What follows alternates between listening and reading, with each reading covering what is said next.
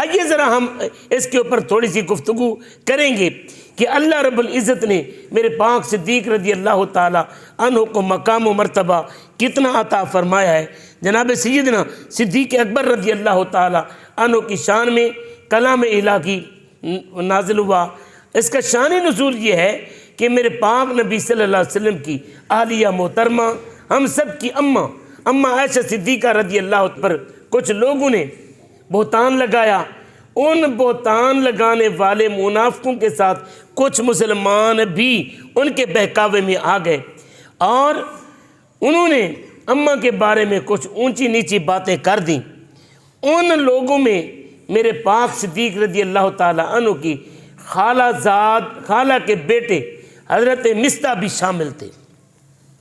اب جب سیدہ طیبہ طاہرہ عابدہ عالمہ تقیہ نقیہ ام المومنین اماں عائشہ صدیقہ رضی اللہ تعالی عنہ کی براعت اور عظمت اور طہارت اور عفت اور پاک دامنی کی گواہی اللہ پاک نے قرآن مقدس میں اتار دی، تو پھر جناب سیدنا صدیق اکبر رضی اللہ تعالی عنہ نے قسم اٹھائی کہ میں مصطح کی اب کوئی امداد نہیں کروں گا، کیونکہ یہ مصطح حضور صلی اللہ علیہ وسلم کے صحابی ہونے کے ساتھ بدری بھی تھے، مہاجر بھی تھے اور جلیل القدر صحابی بھی تھے، لیکن ان سے یہ غلطی ہو گئی۔ جب ان سے یہ غلطی ہوئی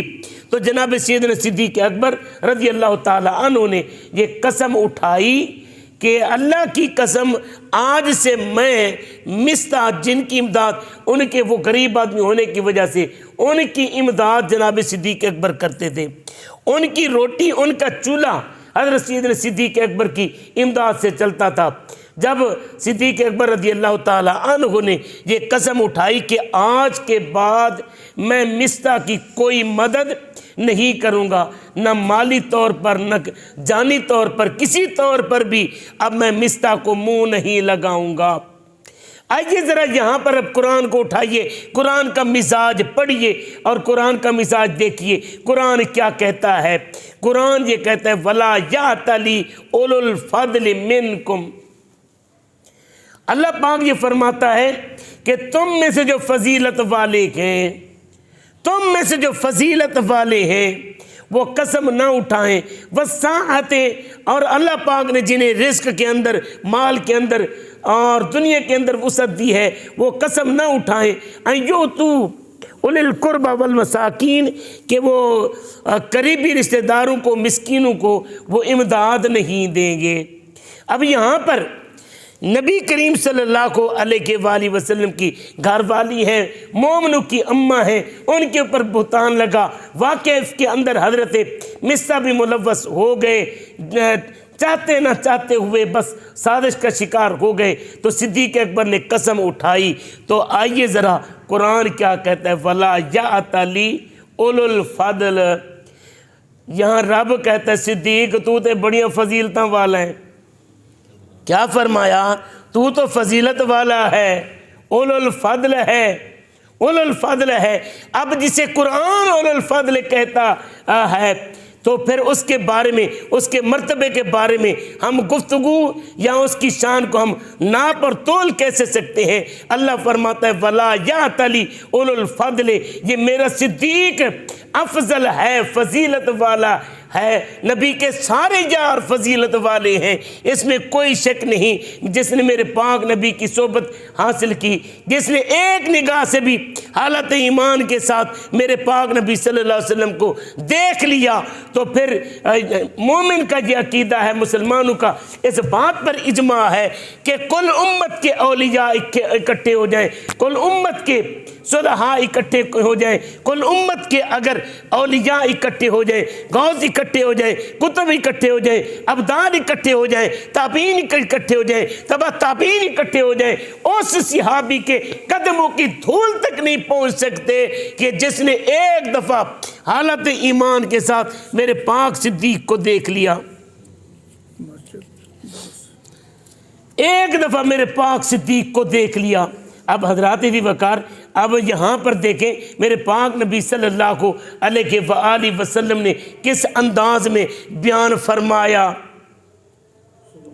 قرآن نے کس انداز میں بیان فرمایا؟ امت یہ کہتی ہے کہ کل اولیاء اکٹھے ہو جائیں، کل تابعین اکٹھے ہو جائیں، کل تبع تابعین اکٹھے ہو جائیں، اس صحابی کے قدموں کی دھول تک نہیں پہنچتے کہ جس نے ایک دفعہ حالت ایمان میں میرے نبی کے چہرے کا دیدار کر لیا اور اس کی موت بھی، اس کی دنیا سے رحلت بھی ایمان کے ساتھ ہوئی۔ اگر اس صحابی کے قدموں کی دھول کو کوئی نہیں پہنچ سکتا تو بھلا بتاؤ جو غار کے اندر بھی میرے نبی کے ساتھ ہو، جو مزار کے اندر بھی میرے نبی کے ساتھ ہو، اس کے مقام و مرتبے کو کون پہنچ سکتا ہے؟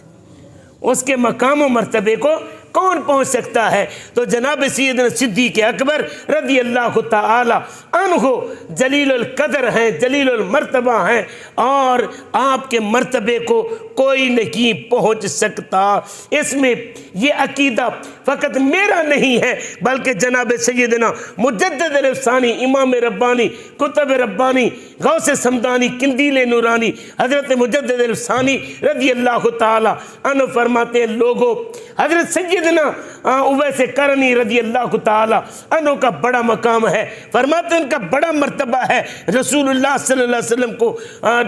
مدینے میں بیٹھ کر بھی آقا اس سے پیار کرتے تھے، آقا بن دیکھے اس کی باتیں کرتے تھے، اتنا سچا اور سچا عاشق تھا میرے نبی کا، وفادار تھا میرے نبی کا کہ آقا بن دیکھے اس کی نشانیاں بھی بیان کرتے تھے، اس کے عشق کی باتیں بھی کرتے تھے۔ لیکن جنید حضرت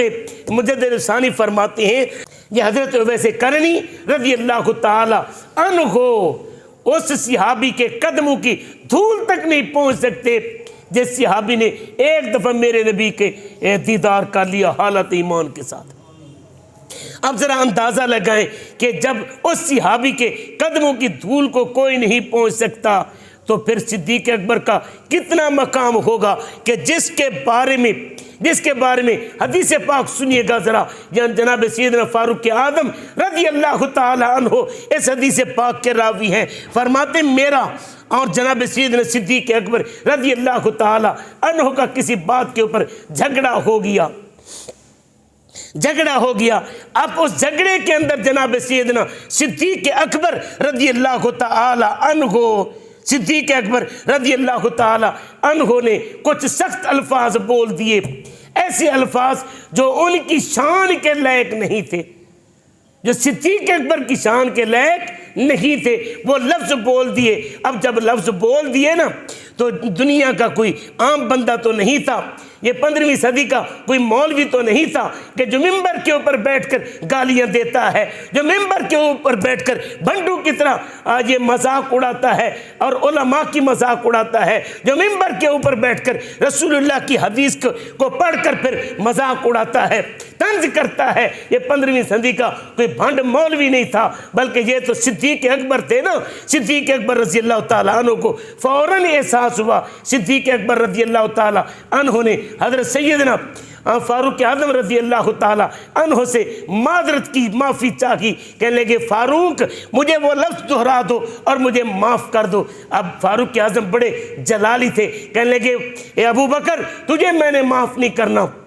تجھے میں نے معاف نہیں کرنا۔ اب ذرا سنیے گا، یہاں پر یہ لفظ سننے والے ہیں میرے پاک نبی صلی اللہ علیہ وآلہ وسلم کی امت کے۔ میرے نبی کریم فرماتے ہیں میرے 2 وزیر آسمانوں میں ہیں، میرے 2 وزیر زمینوں پہ ہیں، اور میرے آسمانوں کے وزیر کون ہیں؟ وہ جبریل اور میکائیل ہیں، اور زمین پر میرے وزیر 2 کون ہیں؟ ابو بکر اور عمر ہیں۔ یہ 2 وزیر آپس میں اب ان کا جھگڑا ہوا۔ جب جھگڑا ہوا صدیق اکبر رضی اللہ تعالیٰ عنہ معافی مانگتے ہیں، فاروق اعظم کہتے ہیں نہیں معاف کرنا، صدیق اکبر کہتے ہیں اچھا نہیں معاف کرنا تو میں پھر دربار مصطفیٰ میں جاؤں گا۔ اب چل پڑے وہاں سے۔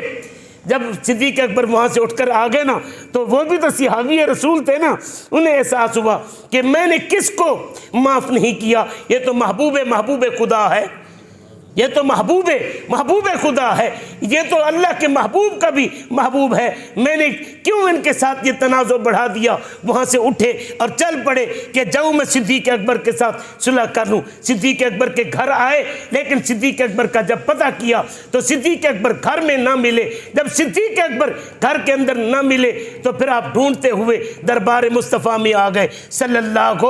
علیہ وسلم۔ مل کر کہہ دو صلی اللہ علیہ اونچی کہہ دو صلی اللہ علیہ وسلم، پھر کہہ دو صلی اللہ علیہ وسلم۔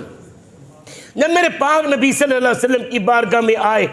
تو آئیے ذرا سنیے گا یہاں پر صدیق اکبر کا مقام و مرتبہ اللہ کے نزدیک کیا ہے اور رسول اللہ صلی اللہ علیہ وسلم کے نزدیک کیا ہے۔ فاروق اعظم رضی اللہ تعالی عنہ جب آئے نا تو صدیق اکبر شکایت لگاتے ہیں، کہتے ہیں یا رسول اللہ صلی اللہ علیہ وآلہ وسلم، آقا دیکھو نا فاروق اعظم کے ساتھ میرا جھگڑا ہو گیا ہے، میں نے فاروق اعظم سے معافی مانگی ہے، عقل نہیں ہے، دو بھائی لڑ پڑے تو غلطی والا کہتا ہے میں نے جھکنا نہیں، جس نے زیادتی کی ہے وہ کہتا ہے میں نے جھکنا نہیں، اور جس کے ساتھ زیادتی ہوئی ہے وہ بھی کہتا ہے اس نے زیادتی کی ہے، میں زندگی بھر بولوں گا نہیں۔ میرے نبی کریم صلی اللہ علیہ وآلہ وسلم ارشاد فرماتے ہیں کسی مومن کے لیے جائز نہیں ہے کہ اپنے مومن بھائی کے ساتھ 3 دن سے زیادہ ناراض رہے، 3 دن سے زیادہ ناراض رہنے کی، آپ کو اپنے مومن بھائی سے ناراض رہنے کی اجازت نہیں ہے، لیکن ہم صدیاں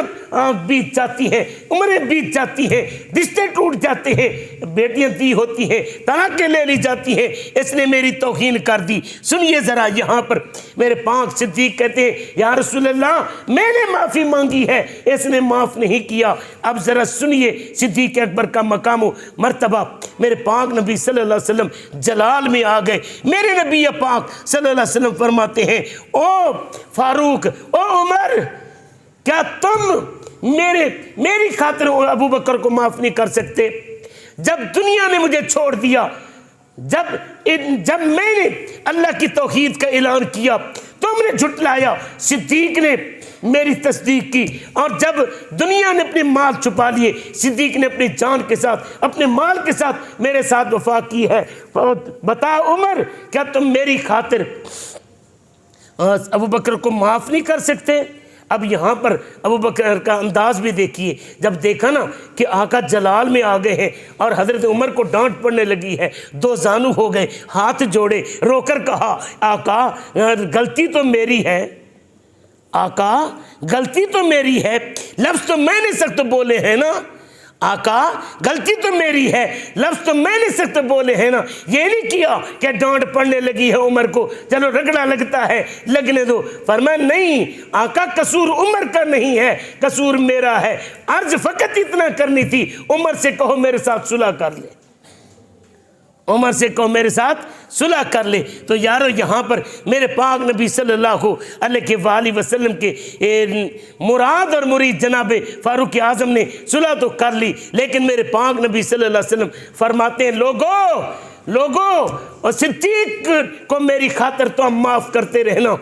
صدیق کو تم میری خاطر چھوڑتے رہنا۔ صدیق وہ ہے جب دنیا نے جھٹلایا تو صدیق میری تصدیق کے لیے میری پشت پہ کھڑا تھا، جب دنیا نے مجھے ستایا صدیق میرے سکون کے لیے میرے آرام کے لیے میری پشت پہ کھڑا تھا، جب دنیا مجھے قتل کرنے کے لیے آگے بڑھ رہی تھی تو صدیق میری حفاظت کے لیے اپنی جان ہتھیلی پر رکھ کر آگے کھڑا تھا، جب دنیا نے اپنے مال چھپا لیے صدیق نے اپنے مال کے ساتھ میرے ساتھ وفا کی ہے۔ تو لہٰذا صدیق کو کیا کرنا، میری خاطر معاف کرتے رہنا۔